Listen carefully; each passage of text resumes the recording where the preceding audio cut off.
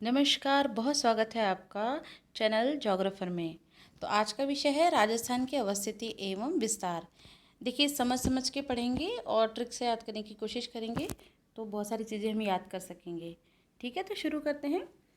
हम बात कर रहे हैं राजस्थान की अवस्थिति एवं विस्तार की। ठीक है, तो सबसे पहली बात हम इसके आकार को देखेंगे।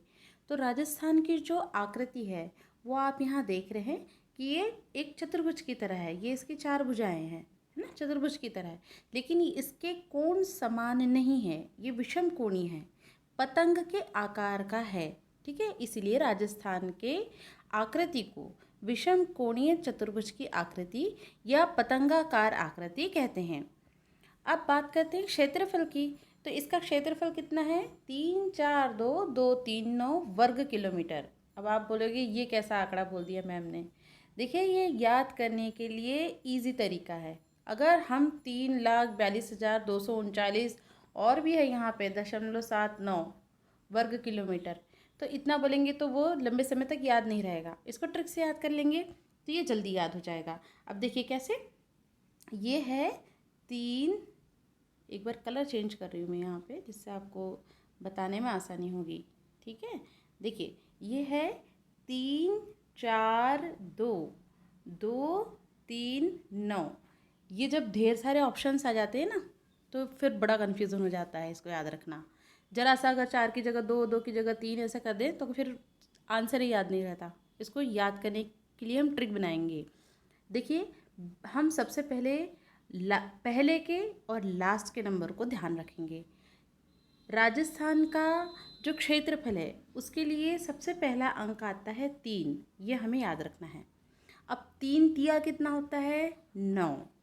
ठीक है, राजस्थान के क्षेत्रफल में सबसे पहला अंक जो आएगा वो आएगा 3, और 3 तिया कितना होता है? 9। ये दो अंक याद हो गए। अब हमको बीच के अंक याद रखना है। बीच के अंक में क्या है? 2, 2। बस हमें इतना ही याद रखना है। क्या याद रखना है कि पहला वाला अंक है 3, लास्ट वाला अंक है 9, और बीच में तो है 2 और 2। 2 के बाद क्या आता है? 3, और 2 दूनी क्या होता है? 4। आगे 3, 4, 2, 2, 3, 9 वर्ग किलोमीटर राजस्थान का क्षेत्रफल है। कितने आसानी से याद हो गया और लंबे समय तक याद रहेगा। आप ये बीच के अंकों को जरूर अच्छे से ध्यान में रखिए। और 2 के बाद 3 आता है और 2 दूनी 4 होता है, ऐसे याद रखिए। और पहले और आखिरी अंक को अगर आपने याद कर लिया तो आप क्षेत्रफल को कभी भी कंफ्यूज नहीं होंगे। वैसे ही बात करते हैं भारत का कितना भाग है राजस्थान का। तो भारत का 10.43% भाग जो है, क्षेत्रफल जो है, वो राजस्थान से संबंधित है। विश्व का भी देख लेंगे क्योंकि विश्व के संदर्भ में भी क्षेत्रफल हमें पता होना चाहिए। 0.25% भाग जो है विश्व का राजस्थान से संबंधित है। पूरे विश्व में 0.25% भाग राजस्थान का है। अब ध्यान देंगे हम यहाँ पे कर्क रेखा की, कि कर्क रेखा किस जगह से राजस्थान से गुजरती है। तो हमें ये ध्यान रखना है कि डूंगरपुर के दक्षिणी भाग को छूती हुई, ये टाइपिंग मिस्टेक है, यहाँ छूती हुई कर लेंगे। डूंगरपुर के दक्षिणी भाग को छूती हुई निकलती है यहाँ से, और बांसवाड़ा के लगभग मध्य से यह कर्क रेखा गुजरती है, जो कि ये जो कुशलगढ़ जिला पड़ता है बांसवाड़ा का, उस तहसील को अन्य राजस्थान से ये अलग कर देती है। और यही कारण है कि बांसवाड़ा के कुशलगढ़ के उपरांत लगभग पूरा का पूरा राजस्थान ही उपोष्ण कटिबंध के अंतर्गत आता है। ये हमें याद रखना है कि राजस्थान उपोष्ण कटिबंध के अंतर्गत आता है। आगे जब मैं और क्लासेस कराऊंगी इसकी जलवायु संबंधी तब मैं ये क्लियर कराऊंगी। लेकिन अभी आप यहाँ ध्यान दे, यहाँ एक बात समझ लीजिए शॉर्टकट में, कि पूरे ग्लोब पर कर्क रेखा के आसपास का जो एरिया है, भूमध्य रेखा जो कि 0 डिग्री अक्षांश की है, भूमध्य रेखा से लेके कर्क रेखा और भूमध्य रेखा से लेके मकर रेखा तक का भाग जो है उष्ण कटिबंध कहलाता है। ठीक है, और कर्क रेखा से लेकर 66 66.5 कर्क रेखा से लेके 66.5 उत्तरी अक्षांश और मकर रेखा से लेके 66.5 दक्षिणी अक्षांश के मध्य का भाग शीतोष्ण कटिबंध कहलाता है। ठीक है, अब हमारा राजस्थान किस में पड़ेगा? अगर कर्क रेखा बिल्कुल नीचे से जा रही है राजस्थान के बांसवाड़ा जिले के पास से, तो राजस्थान किस कटिबंध में होना चाहिए? कर्क रेखा से ऊपर वाले भाग में, जो कि शीतोष्ण कटिबंध से संबंधित है। लेकिन यह बहुत बड़ा क्षेत्र है और इस पूरे क्षेत्र के अंतर्गत तो राजस्थान नहीं आता ना, इसीलिए हम इसको शीतोष्ण नाम ना दे करके उपोष्ण कहते हैं, क्योंकि यह उष्ण क्षेत्र के बिल्कुल नज़दीक है। यह कर्क रेखा का जो क्षेत्र है ये उष्ण कटिबंध कहलाता है, और चूँकि ये कर्क रेखा से बिल्कुल पास में है, शीतोष्ण कटिबंध और कर्क रेखा के मध्य में है, लेकिन अपेक्षातः कर्क रेखा के ज़्यादा पास होने की वजह से इसको हम पूरी तरह से शीतोष्ण ना बोल करके उपोष्ण कटिबंध से संबंधित कर सकते हैं। अगर क्वेश्चन में दोनों ऑप्शन हो, शीतोष्ण और उपोष्ण, तो हम उपोष्ण को ही टिक करेंगे। लेकिन यदि केवल शीतोष्ण है या केवल उपोष्ण है तो कोई मैटर ही नहीं रह जाता। अगर केवल शीतोष्ण है तो हम शीतोष्ण पे भी टिक कर सकते हैं। तो ये हम बात ध्यान में रखेंगे। इसको मैं और अधिक क्लियर करूँगी आगे जब हम राजस्थान की जलवायु पढ़ेंगे। तो यहाँ ध्यान रखिए कि राजस्थान का जो क्षेत्र है वो शीतोष्ण के अंदर ही मुख्य रूप से उपोष्ण कटिबंध से संबंधित है।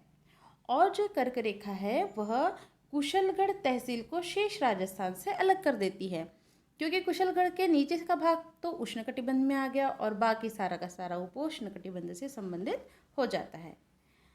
देखिए, अगर हम बात करते हैं इसके अक्षांश और देशांतरीय विस्तार की, तो उस तरह के विस्तार को या उस तरह की अवस्थिति को हम बोलते हैं निरपेक्ष अवस्थिति। निरपेक्ष अवस्थिति तब बोलेंगे जब हम किसी भी देश का या क्षेत्र का विस्तार अक्षांश और देशांतर के हिसाब से देखेंगे, और यदि हम किसी देश या क्षेत्र की स्थिति किसी अन्य देश के अंतर्गत देखेंगे तो हम उसको सापेक्ष स्थिति कहेंगे। ठीक है, तो अभी इसको और क्लियर करा देती हूँ मैं आपको। यहाँ देखिएगा, राजस्थान का जो विस्तार है वो 23 डिग्री 3 मिनट से 30 डिग्री 12 मिनट उत्तरी अक्षांश में स्थित है। अगर हम बात करते हैं अक्षांशीय विस्तार की माफ़ कीजिएगा, अगर हम बात करते हैं अक्षांशीय विस्तार की, तो इसका विस्तार है 23 डिग्री 3 मिनट उत्तरी अक्षांश से 30 डिग्री 12 मिनट उत्तरी अक्षांश तक। ठीक है, अब यहाँ पे उत्तरी अक्षांश क्यों बोल रही हूँ मैं? तो उत्तरी अक्षांश इसलिए बोल रही हूँ क्योंकि जो पृथ्वी है उसके मध्य से जाती है भूमध्य रेखा, जो कि 0 डिग्री अक्षांश की है। तो भूमध्य रेखा से जितना भी पृथ्वी का ऊपरी भाग है वो सभी उत्तरी अक्षांश से संबंधित होता है, और भूमध्य रेखा से जो नीचे वाला भाग है वो सारा ही दक्षिणी अक्षांश से संबंधित होता है। अब चूँकि राजस्थान भारत के अंदर है और भारत की स्थिति 0 डिग्री से उत्तर स्थित है, इसीलिए हम राजस्थान को भी उत्तरी अक्षांश से संबंधित करते हैं, और चूँकि भारत में ही है ना ये, इसलिए यह उत्तरी अक्षांश में गिना जाता है। तो ये 23 डिग्री 03 मिनट से लेकर 30 डिग्री 12 मिनट उत्तरी अक्षांश के मध्य स्थित है। यह हमें ध्यान में रखना होगा। अब होता क्या है कि जब ऑप्शन आते हैं A B C D और वहाँ पे सारी चीज़ें दी रहती है और हमारे पास रहता है टाइम कम, तो बहुत ज़्यादा कन्फ्यूज़न हो जाता है। तो हमें इसको एक बार में नज़र में ऐसे रखना है कि वो याद हो जाए। ठीक है, अब देखिए यहाँ पे क्या लिखा है, 23 डिग्री 30 मिनट। इसके लिए मैं अगली स्लाइड दे रही हूँ आपको, उसमें देखिए यहाँ ज़्यादा अच्छे से समझ में आएगा। देखिए यहाँ पे लिखा है 23 डिग्री 03 नॉर्थ से 30 डिग्री 12 मिनट नॉर्थ। इसको कैसे याद रखेंगे? यहाँ पे ट्रिक बना के अगर इसको समझेंगे तो लंबे समय तक याद रहेगा। यहाँ देखिए आप, यहाँ लिखा है, इसको थोड़ा और साइड में लेकर के बड़ा कर देती हूँ मैं, जिससे कि ये दिख सके। ठीक है, देखिए इसको कैसे याद करेंगे कि ये 23 डिग्री 03 नॉर्थ ही है, देखो 2 3 और 3 का आंकड़ा है, 2 3 3, और ऊपर यदि देखते हैं तो लिखा है 30 12। अब यहाँ पे देखेंगे, यहाँ है 3 और 12, 12 अगर 1 और 2 को जोड़ देंगे तो क्या आ जाएगा, 3 हो जाएगा, है ना। अब देखो इसको ट्रिक से कैसे याद रखेंगे, यहाँ पर है 2 3 3, यानी कि 2 3 3 का आंकड़ा है नीचे, और ऊपर भी अगर देखेंगे तो 3 और 3 का ही आंकड़ा बन रहा है। अगर 2 और 1 को प्लस कर देंगे तो 3 हो जाएगा, है ना।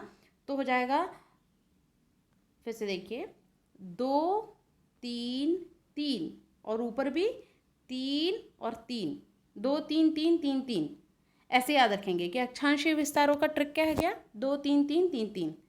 अब अगर ये आ जाए, ढेर सारे ऑप्शन भी आ जाए, तो कन्फ्यूज़न होना नहीं चाहिए, क्योंकि वहाँ तो 30 12 30 13 या 30 14 या 29 12 इस तरह से ऑप्शन आएंगे। तो हमें याद रखना क्या है कि सबका जब एडिशन करें या फिर सबको मोटे रूप में देखें तो सबको हम ऐसे पढ़ सकें कि यहाँ है 2 3 3 और 3, सॉरी 3 और 2 और 1 को प्लस कर देंगे तो 3।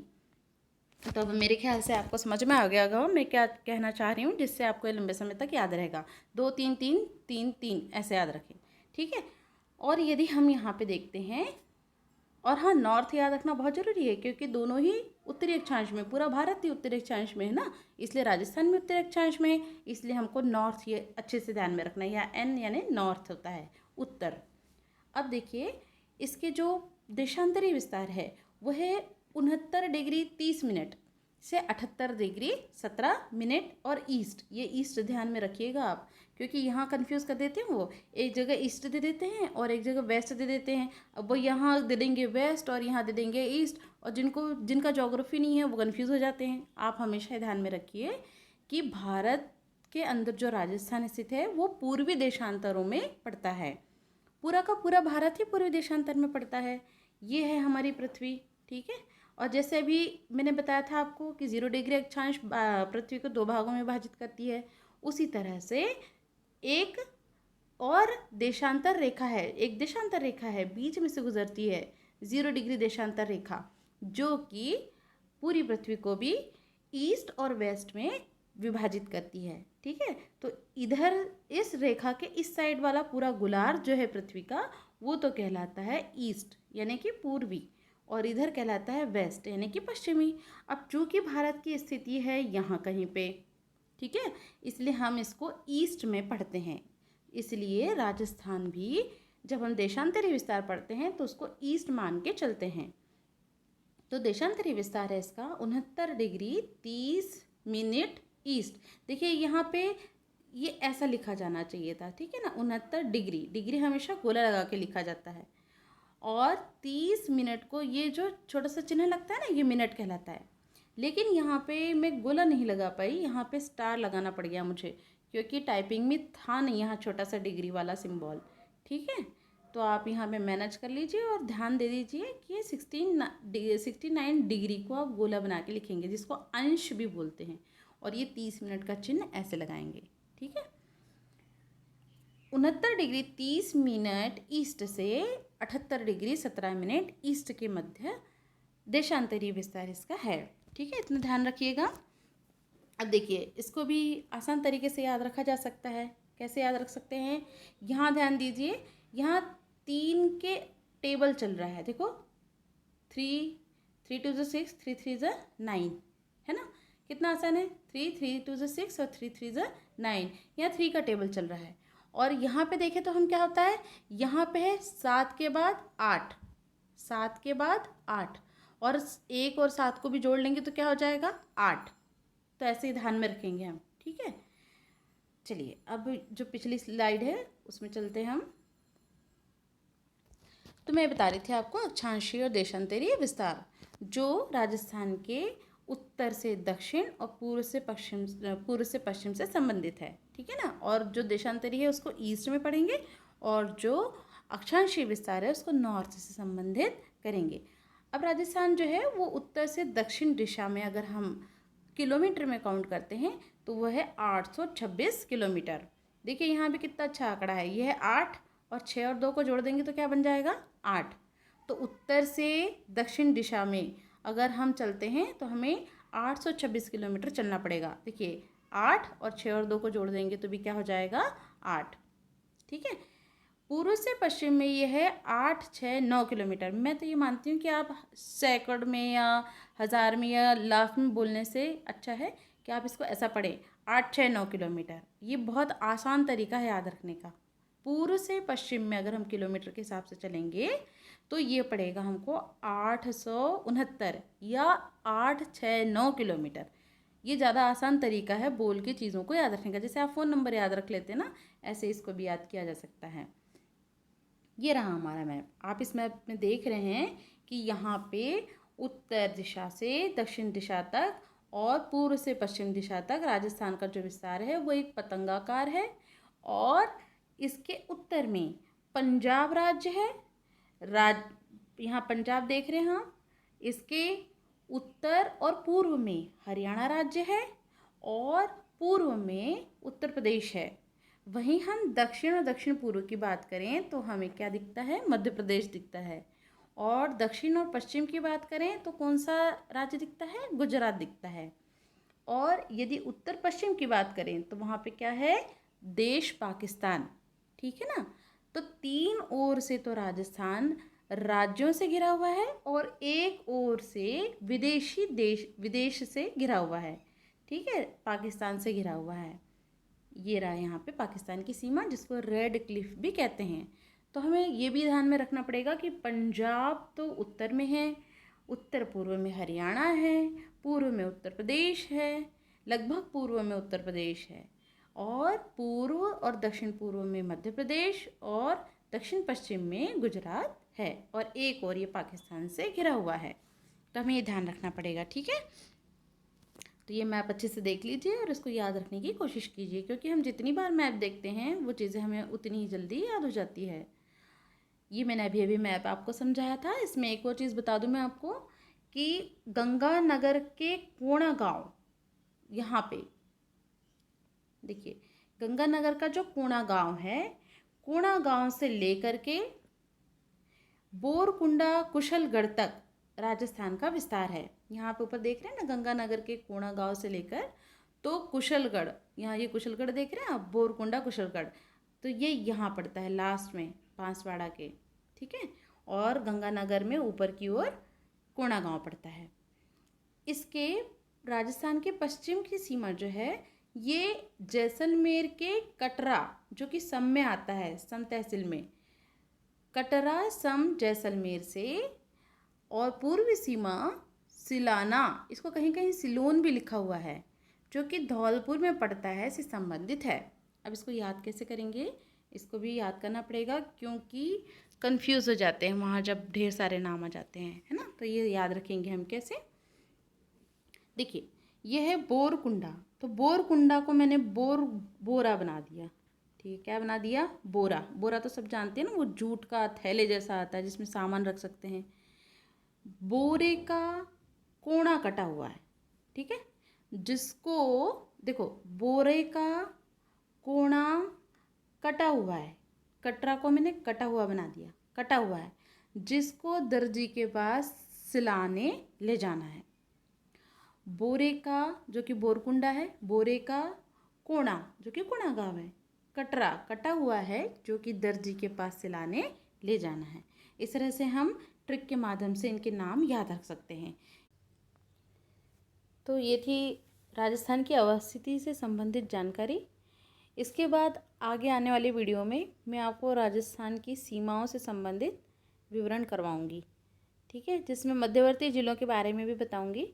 जो अवस्थिति संबंधित मैटर था वो यहाँ पे ख़त्म हो जाता है, और जो थोड़ी बहुत बची हुई जानकारियाँ हैं वो आगे आने वाली वीडियो में मैं आपको कराने वाली हूँ। इसके लिए आप वीडियो को लाइक करें, चैनल को सब्सक्राइब ज़रूर कर दें, बेल आइकन को क्लिक कर दें, जिससे आपको आगे आने वाली वीडियो की नोटिफिकेशन मिलती रहे। धन्यवाद।